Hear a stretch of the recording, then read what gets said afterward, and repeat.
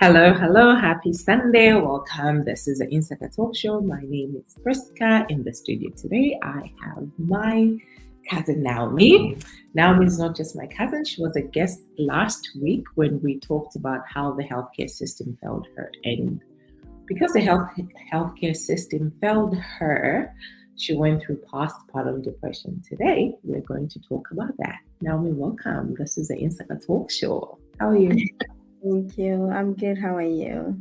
I am well. Happy Sunday. How are you? You look amazing. Thank you, you too. Thank You you. have great. As always, we start with the icebreaker on Insaka so we can just lighten up the mood. And the icebreaker question today is, who was the last person you felt inspired by?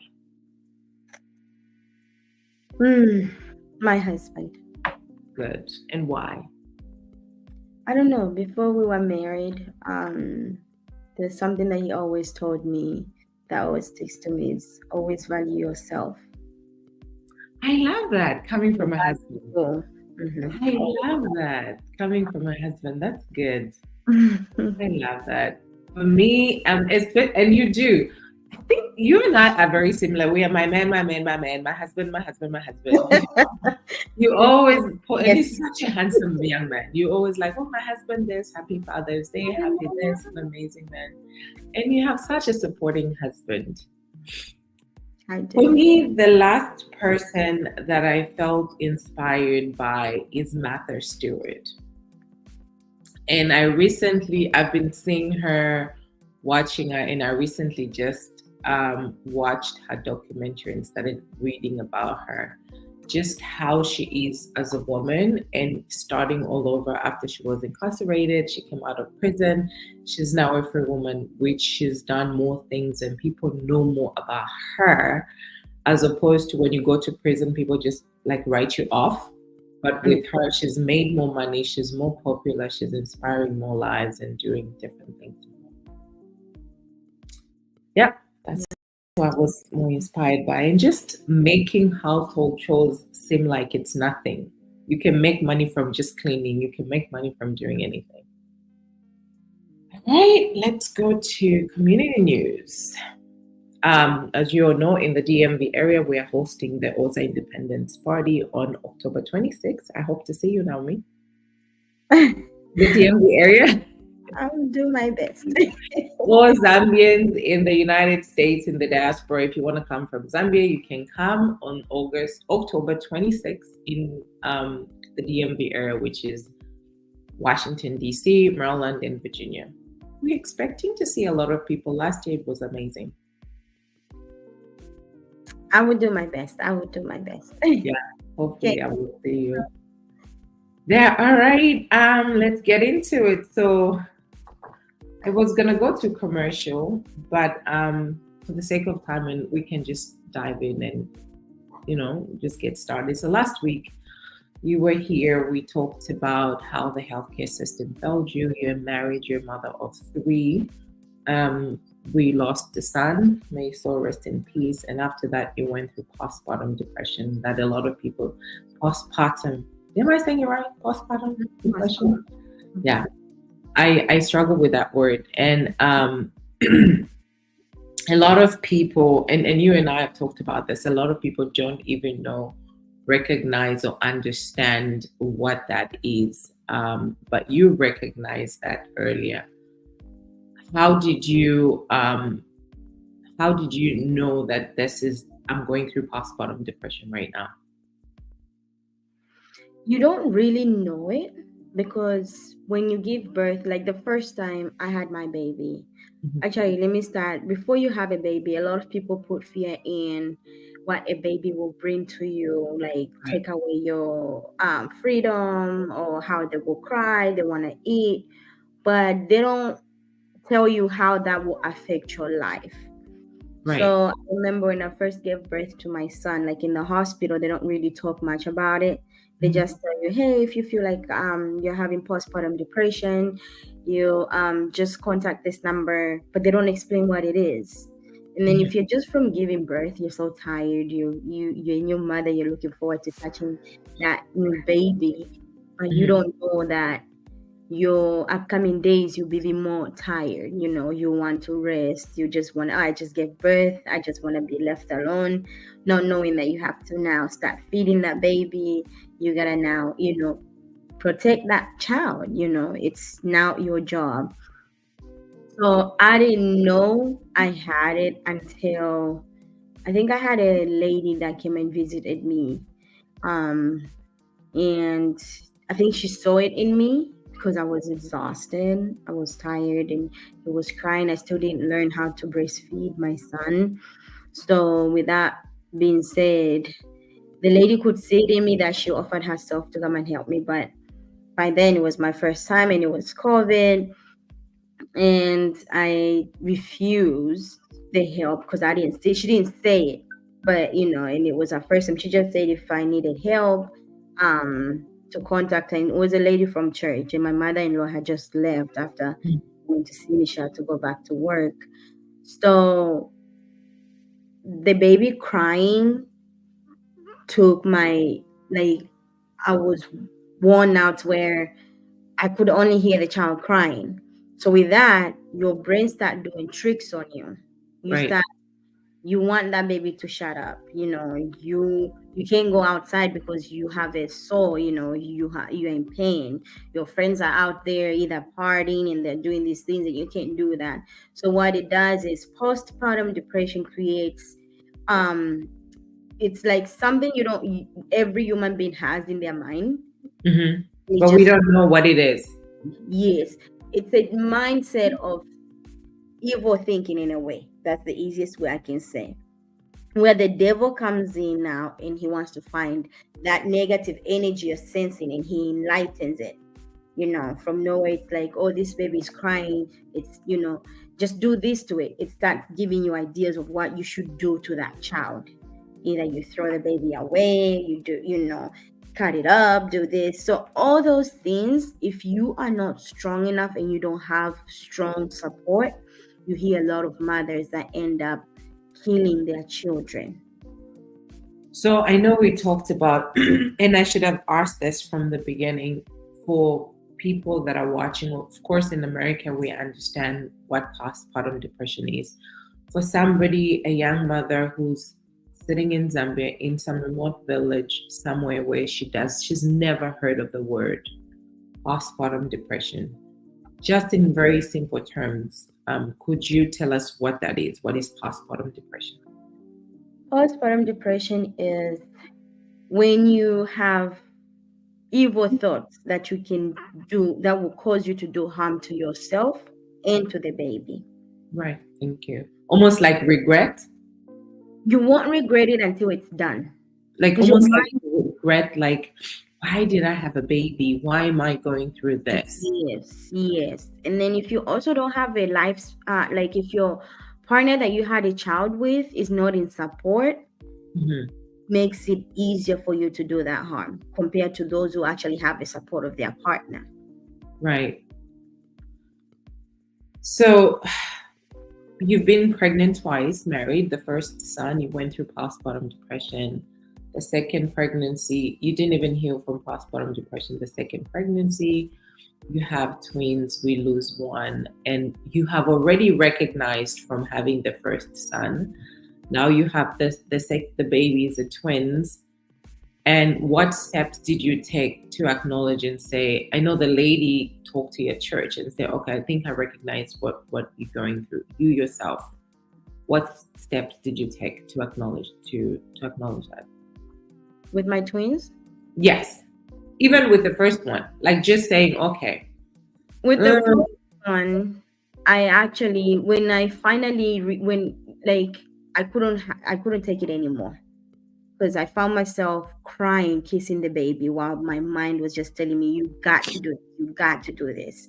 And I'm like, no, I had to tell myself, if I end up doing this, these are the consequences. This is how you protect yourself. You Right. have to think about the aftermath of the situation. People don't think about that. They think about the before. I So used to be this, I used to go out, I used to do this, but now I cannot because of this. yes, and then they think that child is a burden instead of a blessing. Yeah. So for me, I found myself crying and actually showing love. I was doing the opposite of what my mind was telling me.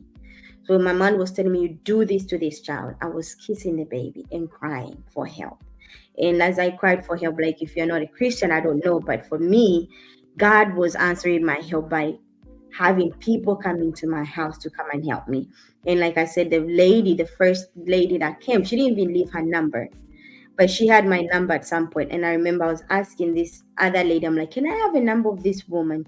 And Mhm. as soon as I send that number, she sent it to me. She's like, hey, I'm the woman who reached out to you yesterday. If you need, I said, please come right away. And by the grace of God, she showed up within an hour. And this lady would come from 8 a.m. to 5 p.m. Sometimes I would not sleep, but just me sitting there with her and talking, Oh wow. To your house? you know. So the Nice. one advice I would give people is anybody who offers help who is kind enough. It doesn't have to be your family member. Anybody who is kind enough to just help you going through that, accept it. Because you're Right. protecting yourself and the child. And it's temporary, it's not permanent. And that's why you think it's important for mothers to talk about it. Like if you feel like this is what I'm going through, talk about it, right? Talk Yes. to somebody, go to church. Talk to somebody, your family member, your friends, anybody. Don't think like people will judge you. Don't think like they'll laugh at you. I was telling, I remember when when I gave birth, I didn't know I had an attitude, and it was my first time living with my sister, and she had had enough. She wanted to leave, and I remember she was on the phone. She was like, I have to leave. She doesn't even want me to help her, but my heart told me like, talk to her, reach out to her. So when me and her sat down, she told me how she felt, and then I told her what I was going through, that I wasn't even recognizing the things I was doing. And because of that, and I went out and I'm like, well, if you leave me and I'm stuck here and I'm going through all these emotions and you don't know that I'm going through this, what if you find out that I killed myself and I killed the child? It will be a burden on you because you didn't know that. But because I told her that, we found a different way to help each other. To So talk to speaking them. about it with somebody who is close to you, instead of me thinking, oh, she's judging me, they're against me, that does not help. It just makes you into a worse situation. That's why you hear mothers killing themselves. I've watched a lot of videos. The last video I saw was a woman who called 911, and in her voice she had no remorse. It's like she was done. She just called and said, I killed my two kids. They Yeah. asked her, where are they? They're on my bed. How did you kill them? Was it a gun? Was it a knife? She said, no, I used a wire around their neck. Now, just imagine how That much those is children were in pain. that is horrible because you have to see them, Yes, you're inflicting pain while you are yes. taking their lives. And those are the children that you suffered for 9 months. Yeah. So I know you had your mother-in-law, you had the lady from church, you also had Precious. Did you seek any like professional help, support groups, a therapist, somebody that is licensed? And I know it's easier to talk to like a relative, a friend, because you have that relationship. But just like a professional that you've never met, you've never seen, they just say, hey, Naomi, I am licensed, I'm a professional, I am actually, I have credentials to help you with what you're going through. Did you seek any help and what are your thoughts? I'll be honest with you. My mother-in-law did try her best. She gave me numbers. She gave me contacts for me to reach out to. Mm-hmm. But hopefully, people are not as stubborn as I am. It's your mindset. The problem with me is when I hear about a therapist, I think of the same as, it depends on which type of a therapist you have. But to me, all I was thinking about was, well, they go to school for this, you know. Right. So I'm sure if I sit down and I start pouring, but don't have that mindset, because you have to be strong. It's better to have somebody listen to you. But the reason why I think for me is because if I come to you and you're a therapist and you tell me you understand and you actually don't know what I'm going through, it makes me feel like you just here to listen to my problem instead of helping me solve my problem. So that was just me. So I never really seeked out. But again, to me, speaking to my family member was more like therapist. It was free. They were seeing me going through it, so they knew how to help me with it. Like my mother-in-law would offer to come by and pick up my son, or she would take my daughter to go spend the night. So I'm with my son. All that to me was therapy. My sister coming to come and visit me for a whole week so she could help me with my daughter. That was therapy for me. Instead of me Yeah. being somebody, I'm not, discrediting them, no. Yeah. But to me, it was like because they saw me go through that, so they don't, they do. I hate the word understand. It's just I can something. relate Yeah. to. I see you every day. I'm with you in your everyday life. I see you when you wake up. I see you when you're eating, if you're eating or you're not eating, as opposed to going to sit with somebody that's in the chair and say, "Tell me about your day-to-day life. What did Yeah. you do?" So the first advice is take out people who are near you first. Those that are they're in your everyday life. And if you don't have those, then go ahead and find that therapist that can hear you. I'm sure there's so many communities that have mothers that have the same situation, but they just don't know because they don't want to be judged. So you need to remove that being judged out of the way. It's better to be judged in people hear you than be judged for going to jail. That's true. And I'm laughing, it's not funny. Just the fact that going to jail because you refuse to seek help or to have somebody help you. Hmm. So you've been pregnant twice, going through postpartum depression twice, and recognizing it, seeking help, and realizing, what self-care routine did you take to just rebuild your strength, your mental health, to get to where we are today, that you say, you know what? I went through this. I recognize this is a problem. I am now ready to talk about it and share with other people. What are some of those things that you did to get to where you are today, besides just seeking help from mom, your sister, your husband?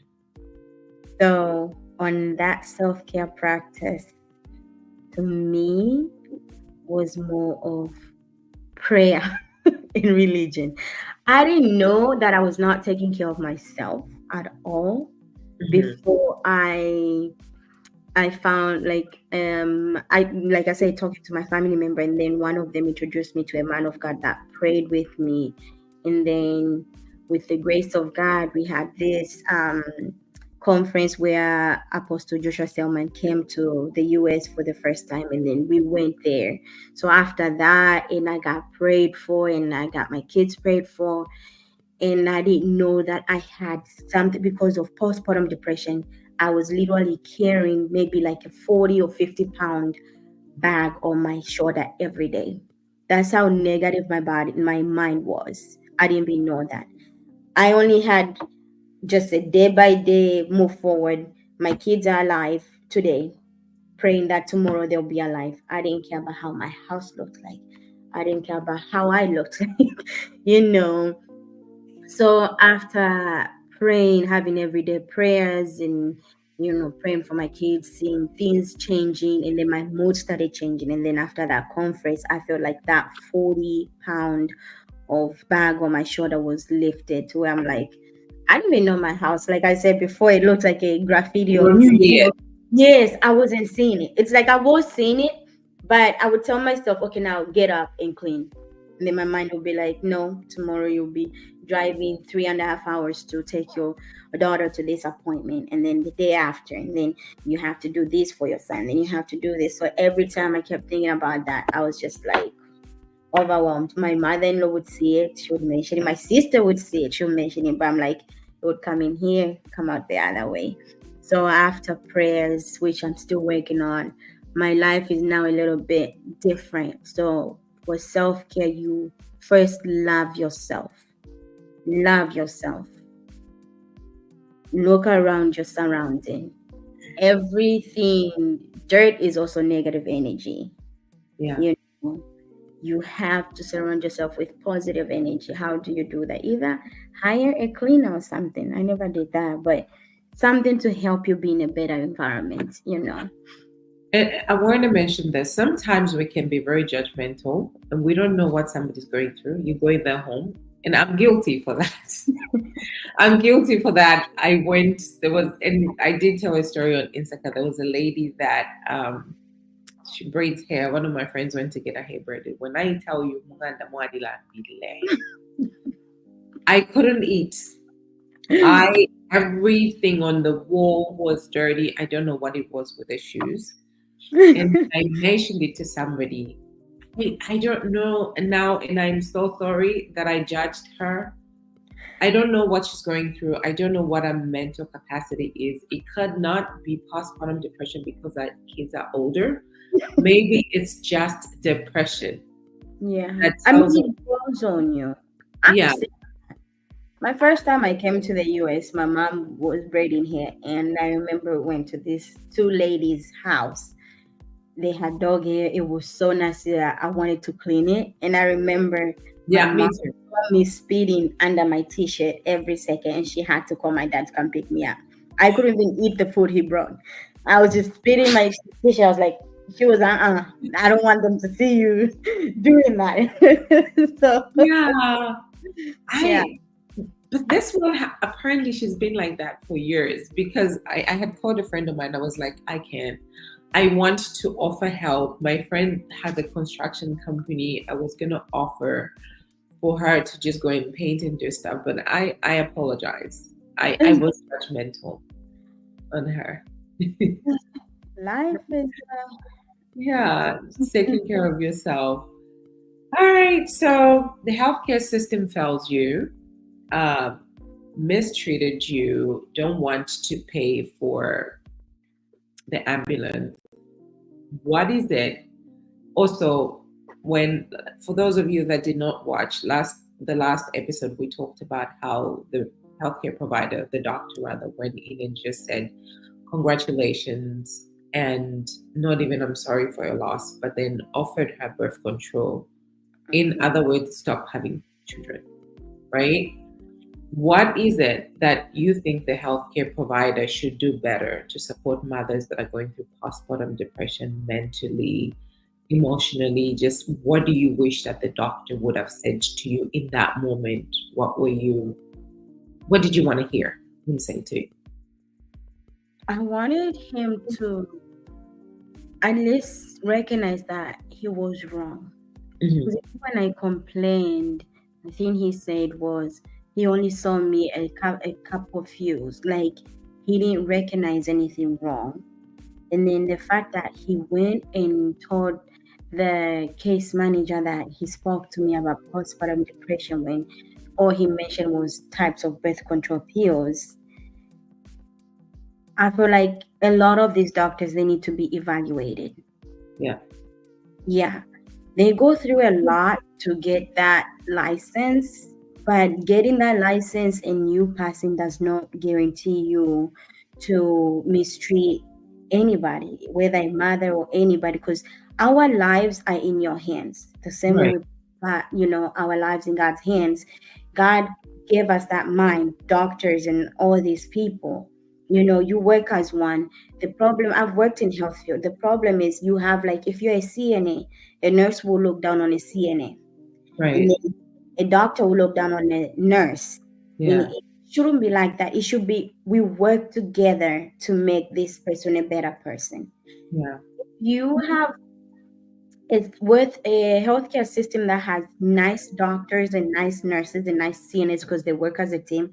Patients tends to be nicer because nurses will be complaining about patients, not knowing that maybe the doctor was rude to that patient, and that patient now ends up removing that anger on that nurse, you know. So having a license does not mean that you you can do whatever you want and ignore other people's feelings. Yes. Yes, I understand. They try to, like, because you're black and you ask for some pain medicine. I've seen movies where, like, patients, the black nurses are giving birth and then they're asking for medicine and they either die because they didn't listen to them, or the doctors will be shrugging off the patient's mother, maybe because they think they don't know what they're talking about. Yeah. Listen to them. To them, whether they're in pain or not. At least listen to what they are feeling, instead of just because they're black they want drugs. No, we are not. And us, I don't know, Africans, every medicine was just Panadol. No matter how much pain you are, it was just That's true. It is true. It was just Panadol. Tylenol. But you still have to listen to us. If you saw me like the way they saw me, I always wished, like, I regret that, because I'm like, man, I wish I gave birth to where I gave birth before. The first time. Yeah, 'cause when I entered, whether I was in pain or not, I wasn't even showing in pain. They would ask me, are you having any vaginal bleeds? Are you experiencing any type of pain? They were not looking at my color. They were looking at, this is a pregnant woman who we need to make sure that her 9 months will be as smooth as we can be. Yeah. You know. Do you think maybe another thing that they can do is just have a therapist? Like, how they have a chaplain? Did I say right? Have a chaplain when somebody's at the end of life, or they're going to be at the end of life, or that when they lose someone. Do you think that it should just be mandatory where a mother gives birth, some type of a therapist or some type of a counselor comes in and just say, hey, how are you feeling? In a couple of days when you get discharged, right? This is a number that you can call to talk to me. Yeah, I think something like that. Yes, I thought about that. I'm like, even just have where, create a community where mothers who have went through postpartum depression go visit mothers who are just from giving birth. Where they can just tell them, like, hey, it's not going to be a smooth ride, but it's not going to be permanent. These kids still grow up. First 3 months, you experience this, your baby will be crying anyhow, maybe because of colic. People don't even understand what colic is.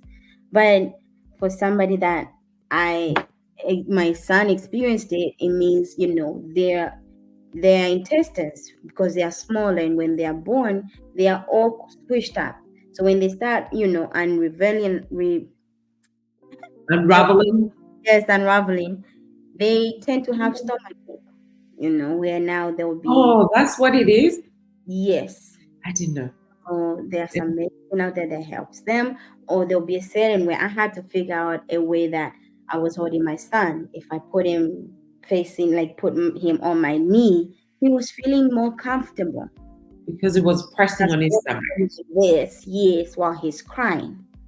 Because you can start that. You can be the first one to start that, especially in our community. And I hope you belong to Zambian association where you are. I don't know. You need to belong to an association, a community, or something. You can start that.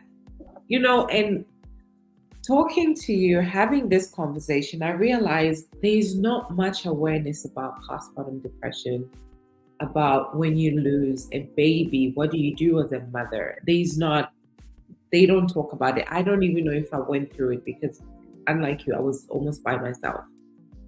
I had no choice and no option but just to move on. So I don't even know if I went through it. Because there are different ways. There's some people, like, if a partner left you and you have that child, you start, when that child makes you angry, and postpartum depression grows with you if you're not careful. So you can have it, like the lady that killed her 6-year-old. She still had it. 6 years later? Because that child was 6 and the other one was 2 or 3. Yes. So there are times where if that man, if your partner either left you or they don't want you, and then they start refusing that child and stuff like that, there are times where you start removing the anger that you have towards that partner you had a child with. You move it to the next person who's next to you, and then it becomes where every little thing you're feeling, you insult that child. You're just like your mother, you're just like your father, and that's why it's not good to do that. I You didn't know. know that it grows with you. Yes, yeah. Your father was just like this. You're just like that. You look like him. You make me think of such things. Is It creates a negative mind on the children. You're not cute. Well, you gave birth to that child. So if you don't see them beautiful, that means you don't see yourself beautiful. Yeah. You have to. Every time I was negative in my mind, I kissed my children and I told them you're beautiful, and I still do it every day. The morning, the affirmations. I know you talked about doing the affirmations. Every day. My husband thinks I'm crazy. My husband used to look at me like, why is she kissing that child? I mean, seriously. I would just grab my daughter and I'll be kissing her. Even my son. I remember one time I was in line and I was kissing my son, and this was at the clinic. And this man was like, well, that child died from all those kisses. And I didn't recognize it. But in my mind, I was fighting postpartum depression. But the people outside, all they're seeing is this mother kissing that child like crazy. Yeah. And it's become part of him where he kisses me like crazy that now he can't He stop. feels the love. He feels, and like you say, you grow with it. He now knows this is what a mother is supposed to do. This is how you're supposed to be loved. So the love that you're giving to him is giving it back to you. Yeah, any child you have, a child that you have is a precious child. Whether you're with that partner or not, whatever you go through with that partner that you had a child with, don't put negative impact on that child. That child, you yourself and that partner decided to bring that child together. Yeah. Whether it's for 2 seconds, for what, I don't care. But at the end of the day, the child is supposed to be given love. Mm. Then when God loved us and sent us Jesus as an example, you Yeah. have to show love to that child, and that child will return the love to you. You might suffer now, it's temporary, but you never know, that child will be a president. Girl, tell me about it.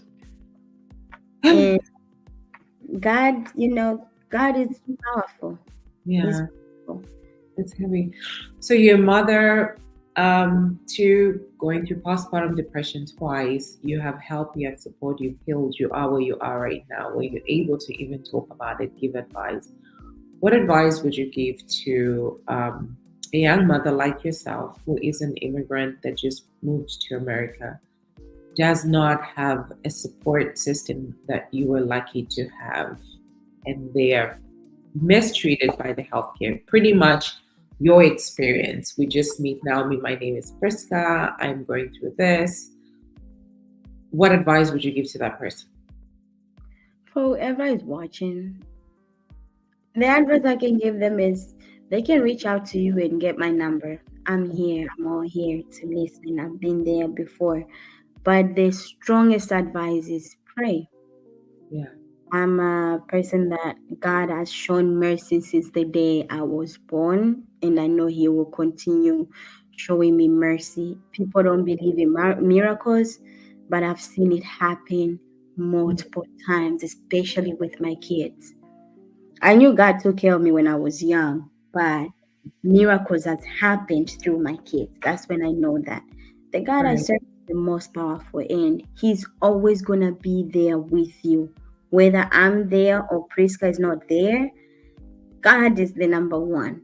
Because when you cry your tears and saying, God, you gave me this child, and now look where I am, this is what I'm going through, He is listening at the end of the day. And He will send you, even somebody at Walmart. I've had where I'm walking by and then a woman said, God told me to give you this. I'm like, oh Lord Jesus. Or you have a man just give your son money. Yeah. God talking to them. And people say the best therapy, so the best person that you would talk to is somebody you don't know, somebody you meet on the street. True. especially at a bus stop, at a train station, waiting in line somewhere. When we meet these people, you just like, she just told me her life story. But then that person is talking to you, it's a relief. Like, let's not be judgmental to say, oh, you know what I mean? I used to, and you're right. This is the thing, right? I'll say this: Caucasian people love doing that. They'll just come and sit with you, and then they'll start telling you their life stories. And then, as Black people who we are taught to hold things inside, we're just like, is this person crazy? No, because once they talk to you, They and feel you better. might be like, oh Lord, I just heard. Like I know when I went to get my fingerprinted, I remember this man sat next to me, and he's a Caucasian man. He started telling me all his personal life, why he was there, what he was doing. And I'm like, Lord Jesus.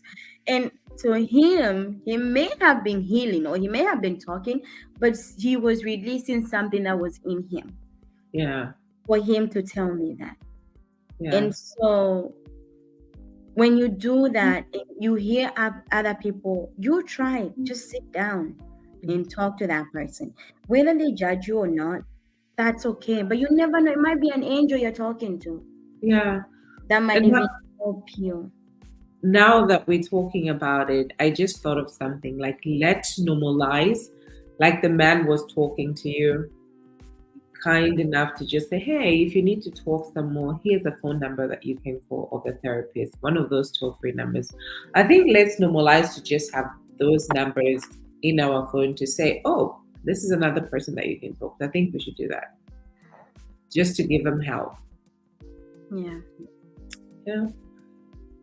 Well, Naomi, any last words, any advice that you have for our Insaka family there? Be yourself and I always say this, treat people the way you would want to be treated. Yeah. Always have that in mind. One, pray for your kids, pray for yourself, pray for the people you want to be in your life. The world as we know it is different. My everyday prayer is my children will not follow the world will follow my children. Amen. Love themselves unconditionally, the same way their parents love them. I always tell my husband that thank you for all you do. And he's always like, I do that and I too. tell him that your kids, I will make sure your kids will know what you do. It's like he always feels weird when I tell him that. I'm like, no, because I grew up not, my parents died without me telling them how much I love them, how much I appreciated them for what they did. Until after they passed, that's when I realized how important they were in my life. So I always tell my husband that I will make sure the children will appreciate him even now Oh, before time expires for any of us. yeah. So surround yourself with positive energy, not negative. Negative will just drain you up. Yeah. Love yourself unconditionally. My husband protected me from a lot even before when he told me that respect yourself, value yourself. He said a man values a woman who values herself. There you go. We approve. Son in law, cousin in law, we approve. And it is so hard, especially African men, not all of them, some of them have a problem expressing themselves, the love for their wives. Because growing up, like you said, we're taught to keep things inside. So when you find a man that tells his wife to say, appreciate yourself, love yourself, a man values a woman that value herself. That is powerful. One more thing, I'm so sorry. It's okay. Men also go through postpartum depression. They Yeah. just won't express it the same way women do. So as much as we say women go through it, even men go through it. So Yeah. when you recognize that, is how do we fight it together? Yeah. Compared to how do we just help this person? It's just that I've noticed that too. I'm not saying my husband has, I don't know, because he's closed off in some ways. But I've noticed that what we women go through, I'm sure men go through it too. But then they Definitely. have to Definitely. defense mechanism. I'm a man. I gotta show that, I Yeah. can't show my emotions. but they also show their own way with their friends and stuff. Definitely. Well, Naomi, this has been great. So thank you so much for coming. I'm very grateful. This is going to help one or two people. For those of you that want to get in touch with Naomi, she's in the Indiana area, Chicago area, that side. What side of, what do you guys call it? I'm in the middle, but it's Indianapolis, so it's in Indiana. I'm in the middle of Chicago and Indianapolis because it's the same. And you can be reached on the phone too. Naomi is also on YouTube. She's got her own YouTube channel where she talks about her journey transitioning from being Zambian, living in America, going to school in America, and growing up. So she's got 2 lives. If you want to get hold of her, her information is going to be on our page. Guys, thank you so much for tuning in. It has been a pleasure. Naomi, thank you so much. Today we're talking about a mother's journey through postpartum depression and loss. And Naomi just talked us through what her journey was. Till next time, this has been the Insaka. Bye.